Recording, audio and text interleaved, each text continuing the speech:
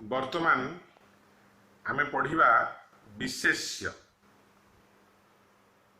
कहा विषय रे किछि कहिबाकू हेले ताहार गोटे नाम आवश्यक हुए। जो पद कौनसी नाम प्रकाश करे ताहाकू विशेष्य कहंती।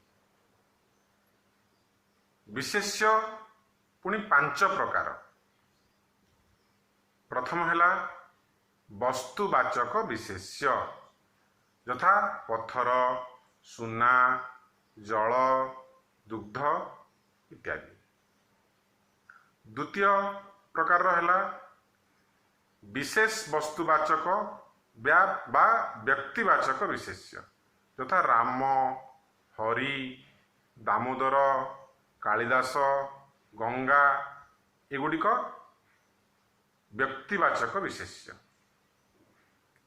आउ गोटे हैला साधारण वस्तुवाचक बा जातिवाचक विशेष्य यथा पर्वत, मनुष्य, वृक्ष, देश।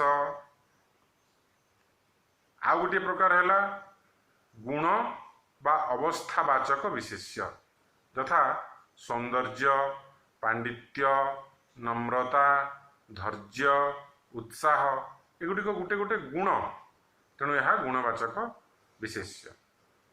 आउ गोटे हैला क्रियावाचक विशेष्य। क्रियावाचक विशेष्य कौन? यथा गमन, शयन, गान, भोजन एगुड़िक यह गोटे गोटे क्रिया। तेणु आम जानिले वर्तमान 5 प्रकार विशेष्य। जो मानकर नाम अच्छी से माने साधारणतः 2 श्रेणी रे विभक्त। कौन? इंद्रिय द्वारा उपलब्ध पदार्थ यथा गोपाल, हरि, पर्वत, पत्थर। आमर जो 5 इंद्रिय अच्छी से इंद्रिय द्वारा आमे उपलब्ध होई थाउ से पदार्थ गुड़िक यथा गोटे गोपाल आमे देखू, हरि, पर्वत, पत्थर आमे देखिकी आमर दर्शन इंद्रिय द्वारा आमे जानीपार।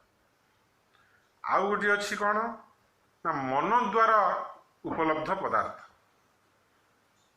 जेमती दुख, सुख, साधुता, जीवा एगुड़िक मन द्वारा उपलब्ध पदार्थ।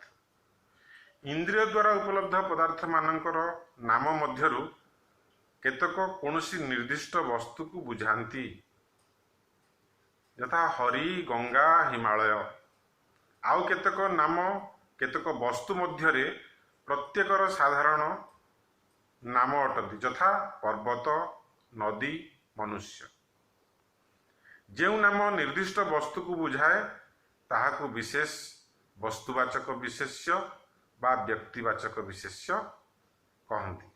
जो नाम एकाधिक वस्तुर साधारण नाम अटे ताहाकू साधारण वस्तुवाचक बा जातिवाचक विशेष्य बोली कहती। एथुरु देखा जिवो जे व्यक्तिवाचक विशेष्य द्वारा बुझा जाउथुबा प्रत्येक वस्तु कौनसी जातिर अंतर्गत जेमती हिमालय, विंध्य, महेंद्र एगुड़िक प्रत्येक गोटे गोटे विशेष्य वस्तुर नाम बुझाउछंती। अतएव एमाने विशेष वस्तुवाचक बा व्यक्तिवाचक विशेष्य। मात्र एमानकर साधारण नाम पर्वत होइथिबारु पर्वत साधारण वस्तुवाचक बा जातिवाचक विशेष्य। हिमालय, विंध्य, महेंद्र एमाने प्रत्येक पर्वत जातिर अंतर्गत। कहीं कहीं प्राणहीन वस्तु मानकु स्वतंत्र श्रेणी बोली ग्रहण करी सेमानकर नाम को वस्तुवाचक विशेष्य बोली कही थांती यथा काठ, सुना, पत्थर, बाली ए प्रकार वस्तुवाचक विशेष्य साधारण वस्तुवाचक बा जातिवाचक विशेष्य अंतर्गत। मन द्वारा उपलब्ध वस्तु मानक नाम को 3 श्रेणी रे विभक्त करा जाई पारे। गुणर नाम यथा साधुता, कपटता, दैन्य। पुणी अवस्थार नाम यथा दुख, सुख, दारिद्र्य। पुणी कार्यर नाम यथा दर्शन, भ्रमण, पढ़ा, खिया गुणर नाम को गुणवाचक, अवस्थार नाम को अवस्थावाचक और कार्यर नाम को क्रियावाचक विशेष्य कहुए। किए गुणर नाम किए अवस्थार नाम यह स्थिर करने कठिन, कारण गोटे नाम द्वारा स्थल विशेष गुण और अवस्था उभय मध्य बुझा जाए। सौभाग्य कहले गुण और अवस्था उभय बुझा जाए। सेहीपरि साहस द्वारा गुण और अवस्था उभय सूचित होता है। तेणु अनेक गुण और अवस्था उभयर नाम को गुणवाचक विशेष्य बोली ग्रहण करिथांती। वर्तमान आम जानिले विशेष्य कौन।